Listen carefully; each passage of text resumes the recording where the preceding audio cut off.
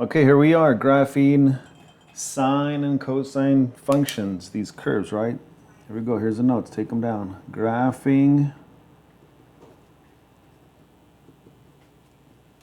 sine and cosine curves or functions, right?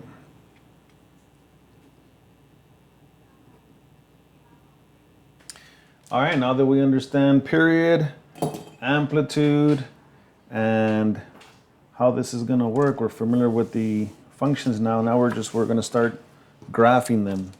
So let's start. Number one, we got y is equal to 3 sine 2 theta. Again, sometimes I'll have an x right here. Another way that they'll show the same function, again, remember, instead of y, they'll put f of x is equal to 3 sine of 2x. See, they can have it like this. Both of these are the same thing. I got the 3, I got the sine, I got the 2. And obviously the only thing different is this x and this theta.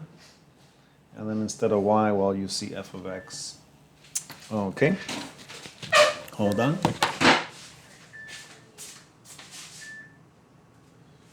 All right. My alarm going off. All right, so what do we know? We know that it's the graph of a positive sine. Okay, so A, it's a positive sine. Right, if it was a negative, then I have a negative in front of the 3, right? Oops. So A, I know it's a positive sine curve. What else? B, I know the amplitude is 3. And C, remember the period? There's a little work, you can't just, this is not the period here. There's a little formula, little equation you gotta execute here. Remember, to find the period, it have to be 2 pi over the value of b. And in this case, b is 2. So that's gonna be 2 pi divided by 2. That means the period is what? Just pi. All right, you got all the information. I know it's a sine curve, I know the amplitude, I know the period. All right, let's go. So you're gonna draw your xy axis. A little bit longer on the x, and let's go just a bit more on the y because it's 3.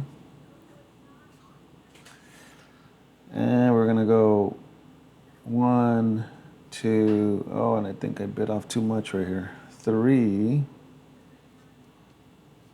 All right, 1, 2, 3, and make it equal increments. And the same thing on this side, 1, 2, 3, right? Negative 1, negative 2, negative 3. And then I'm just gonna mark off a mark over here, and that's gonna be my period pi. And this is where the increments come in. You gotta break this up into 4. So half of that, about there, and half of that, and half of that. And now you gotta find these increments, which we went over. The halfway mark of pi is pi over 2, which is the same as 1/2, and then half of that is pi over 4. So your increments are 1/4, 1/4 pi, 1/4, then obviously this is 2/4, which reduces to 1/2, then obviously this is 3/4, so this is gonna be 3 pi over 4. And obviously this is 4 over 4, which is 1. Okay, so we don't need those. You can erase those later, but there's your increments. And then now's where you got to pay attention. Am I graphing sine or cosine? Sine. Sine starts at the origin, right? And if it's a positive sign, it's going to go up. If it would be a negative, it'd go down. So sine at this first increment, I'd go up to the amplitude. That's my next dot. Up, then it's going to come down. The next increment is middle. Then the next increment over here, you go down. And then the last increment, we finish one cycle. These are the 4 critical points that they're going to help you and guide you to graph one cycle. Okay? And how do you use those 4? Well, remember, for sine, you're going to have a top half and a bottom half. So it should look like this.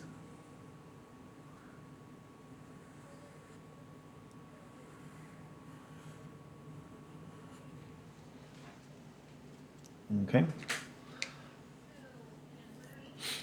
If everything was the same, but there was a negative sign, then this point would be down here, this one, and then it'd kind of go this other way like that. Okay, that's number 1. That's graphing sine. Number 2. Let's go with y is equal to a negative 2 cosine 1/3 theta. All right, so what do we need to read from here? Well, A, what's my function? Your function is a negative cosine. Watch that, it's a negative cosine. You got to know that. Don't just kind of see it, but write it down. B, what is your amplitude? Amplitude. My amplitude is not a negative 2. The negative controls the direction of the curve. It's not the amplitude. The amplitude is positive. Amplitude is positive 2. And then C, your period. The length of time it takes to complete one cycle. Well, that one you can't just read it off of here. There's some work to do. Remember that formula for period? Period is equal to 2 pi over the value of B. Remember, this is A, this is B. B. So that'll be 2 pi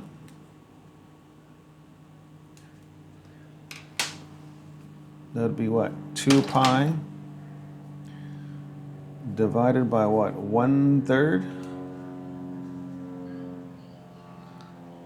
And when you do the calculations, right, that's 2 pi over 1 divided by 1/3. Well, what's going to happen? This is going to flip. It's going to be 2 pi over 1 times 3 over 1.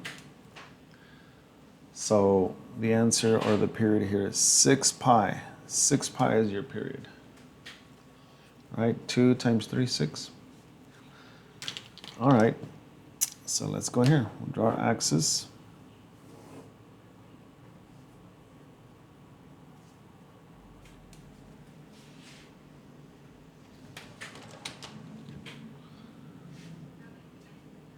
And the amplitude is 2. So let me just mark off right about here. 1, 2. Same thing here. 1, 2. But obviously it's -1, -2. Make sure they look pretty equal increments, right? They're congruent. Now, what's the period over here? You're going to mark off a little mark over here, 6 pi. And then I got to use 4 increments to make this work, and so that I can see this graph. Half of 6 pi is 3 pi. And then half of that is 3 pi over 2. And the question is, what's this one? Well, remember, you're counting in 3 over 2 in 3 halves. So this is, and I'm going to do it over here. This is 3 over 2.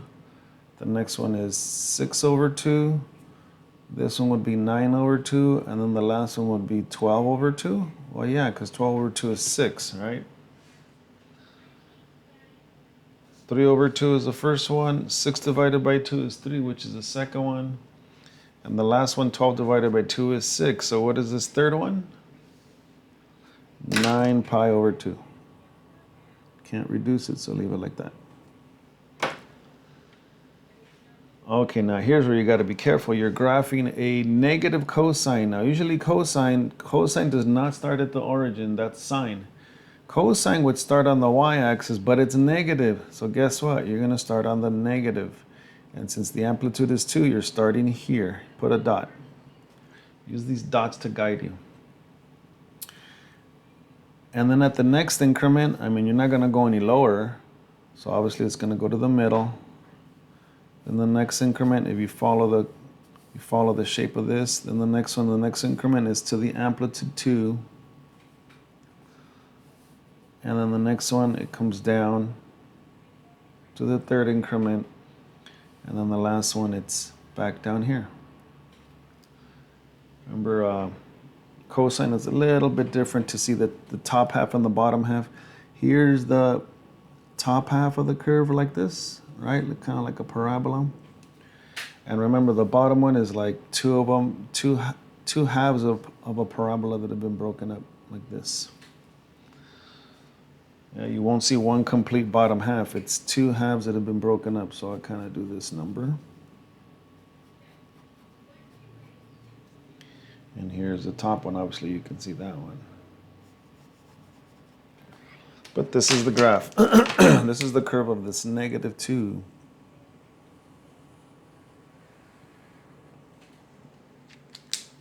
All right, that's number 2. Number 3. We have y is equal to -1/2 sine 5x.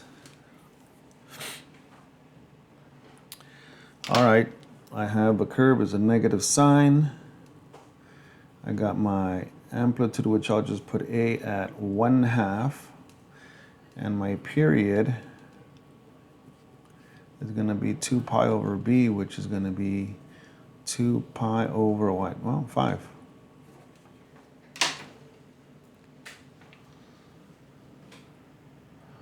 This is A, this is B.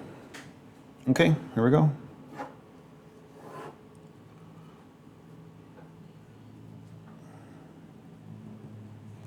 Now this is 1/2, it's not even 1, so if this is 1, then 1/2 would be, half of that. Same thing over here. If I mark right, we kind of zoomed in. If this is 1, or actually -1 down here, this is -1/2. And then we'll mark off over here, what, 2 pi over 5, right? This is the period. We'll mark off a thing here, 2 pi over 5. Half of 2 over 5, oops, sorry about that. Half of 2 pi over 5 is 1 pi over 5. Or just pi over 5, or 1/5. Half of 2/5 is 1/5. Half of 1/5 is 1/10, or pi over 10. 1/10, 2/10, 3/10, 4/10. So this is going to be 1/10, 2/10, 3/10. This is 3 pi over 10. And the curve is a sine. Where does sine start? Sine starts always at the 0, at the origin, at 0, 0. And it's a negative sign, so we're not going to go up, right? And we're staying between this half. Remember, this is the half line here. This is the amplitude. It's not going to go any higher or lower than this amplitude here. So it's a negative sign. I'm not going to go up. I'm going to go down. So at this first increment, I go to the -1/2. Then I go back to the middle, then I go back up, and then I finish. Here's your curve for -1/2 sine 5x. Here's the bottom half, right? Make it look kind of like a parabola a little bit. And here's the other half that kind of goes this way.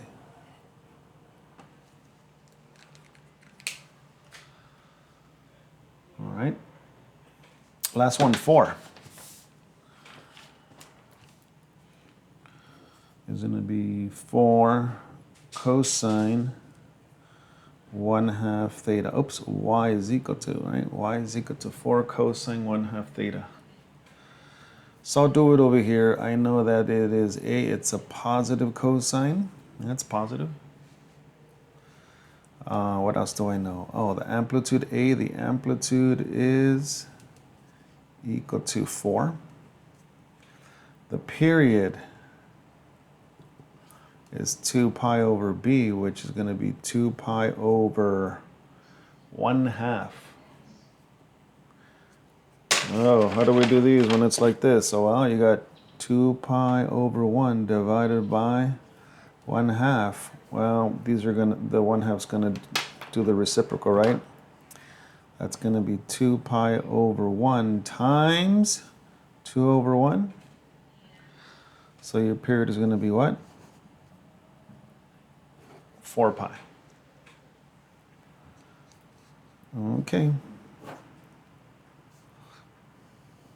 Go a little bit more this way.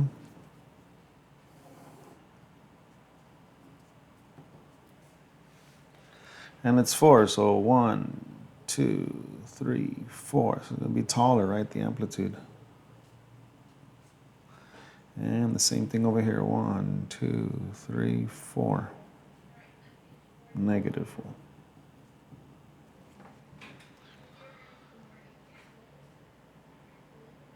And you mark off what?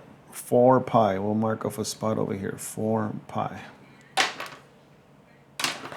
Half of 4 pi, the halfway mark of 4 pi, half of 4 pi, 2 pi. Half of 2 pi, well, 1 pi, or just pi. Oh, we're just counting by 1. 1, 2, 3, 4. And we're graphing cosine. Cosine does not start at 0, 0. Cosine starts at the high or low. Positive cosine, so since the amplitude is 4, we're starting up here, 4. And then it drops to this one. And then it continues here to this one here. And then at the next mark is here. And then finally here. So here's half of my,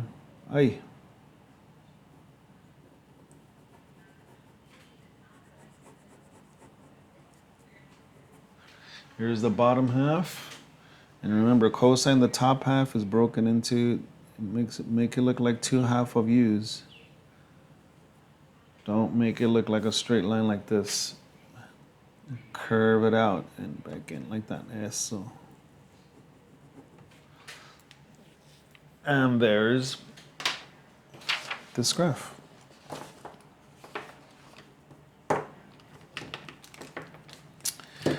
And you can see this is one period. I got the half here. Got the bottom half on this side, and this top half has been split into 2, and that's the way cosine looks. If you connect this part with this part, you'll get the complete top half, right?